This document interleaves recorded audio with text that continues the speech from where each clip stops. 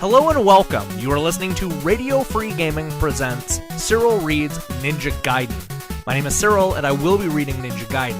Before we do that, I want to talk a little bit about the context of this show. A few months ago, I stumbled upon a bunch of my old books, including a few 20-year-old game novelizations. These days, there are a lot of companies that inject expansive plots and deep characters into their stories, but that just wasn't the case when I was a kid. Back in the 1980s, the best we got was some story about needing to rescue a princess or something.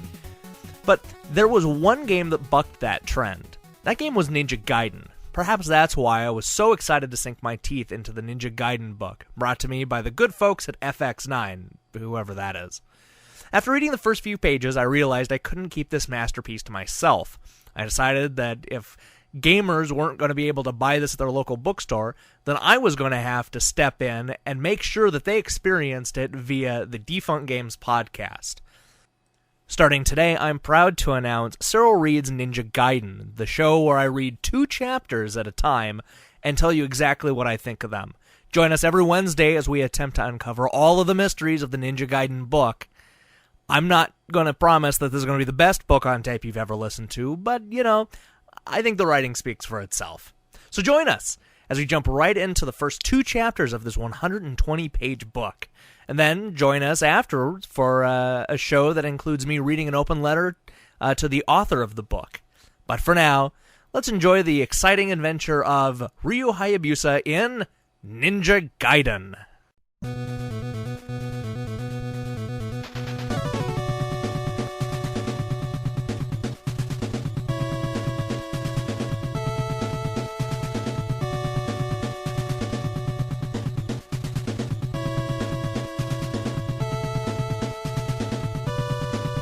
You killed my father. Welcome, Ninja, said a voice. I'm glad you're here. I've been starved for victims. Ryu turned around. The creature that he saw was half human, half machine. His chest muscles seemed sculpted out of metal. It held a sword in its right hand, and in its left it wielded a heavy shield that displayed the letter J. I know who you are, said Ryu. All of his ninja training had led him to this moment. You killed my father.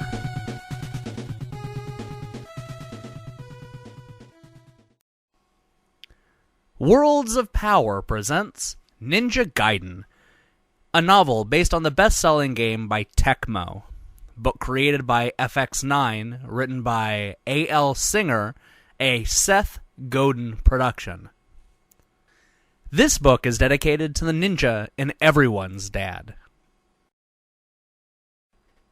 Chapter 1.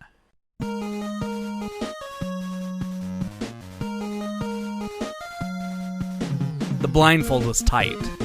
Very tight. In the back, it pulled on Ryu Hayabusa's hair. He waited for his attacker. His steel-gray eyes were wide open, meeting nothing but solid blackness. But Ryu Hayabusa saw everything. Not with his eyes. They were only one sense, one of 6. If you only trusted one sense, you were dead. Ryu heard a flutter above him. Instantly, he knew what it was. It was a red-winged blackbird, leaving a Japanese red maple tree, flying south-southwest.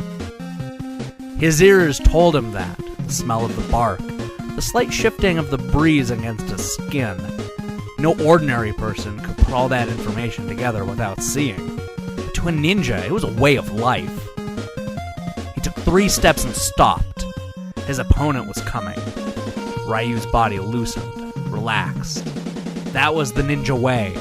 Let the other attack first. Use his energy against him. Footsteps from the left. Height about 6'1", 5 inches taller than Ryu. The punch from the right. About chest high. Whoosh! Ryu stepped aside. His Yoko Aruki step was perfect. The punch sailed past. Then another followed. Instantly, Ryu's hand shot out. He made contact, hitting the outside of his attacker's arms. Yarg! Came the cry of pain. Ryu raised his leg and planted the sole of his tabi boot squarely in his rival's hip. One down. He whirled around. There was another one coming. A sword? Ryu sensed it. But could it possibly be true? Fear bolted through him for just a split second. The swordsman planted his feet. He thrust quickly, but Ryu leapt to the side. Ryu landed and punched his opponent's sword hand. In one fluid motion, he leaned in, grabbed both of the other man's hands, and twisted the arms upward. Stepping behind the swordsman's legs, Ryu threw him to the ground. Oof! The man cried out, landing with a heavy thud. Ryu stood upright again. He balanced his weight, let his arms go slack. He was prepared for his next challenge. Instead, he heard voices, mumbling voices. He knew who the voices belonged to and knew they were not going to attack him. Ryu was safe. But he was also scared. For the first time in all of his 13 years, he felt fear racing through him. Ryu, who could laugh in the face of a knife-wielding marauder. Ryu, who wouldn't flinch if a samurai were to suddenly rise from the dead and charge at him. These voices were making Ryu shake in his shoes. And when one of them boomed loudly, he couldn't keep himself from jumping. "You may remove your blindfold, Ryu Hayabusa," the voice said. Ryu did what he was told. A few yards away, 3 black belt ninja instructors stood there by their ginkgo tree. The one in the middle, Akira, had been his mentor since birth. Now Akira was staring right at him. Ryu tried to swallow, but his throat was too dry. He felt as if a flock of Japanese butterflies had just broken out of a cocoon in his stomach. With a weak smile, he asked, Did I do it?" Akira walked over to him, slowly. His face was grim and concentrated, and he averted Ryu's eyes. Panic gripped Ryu. What had gone wrong? Akira stopped 2 feet before the prized pupil. He grabbed Ryu's shoulder firmly, and before he spoke, his eyes betrayed a glimmer. But of what? Fury? Mockery? Mischief? Happiness? Ryu couldn't tell. "Ryu," Akira said softly, "congratulations. You have achieved your Dan grade. From this day on, you are the highest class of ninja warrior, and the best I have ever seen in my life." Ryu tried to keep calm. He wanted to thank Akira humbly. He wanted to say that it was Akira, not he, who deserved the praise. But when he opened his mouth, the only word that could come out was, "Yahoo!"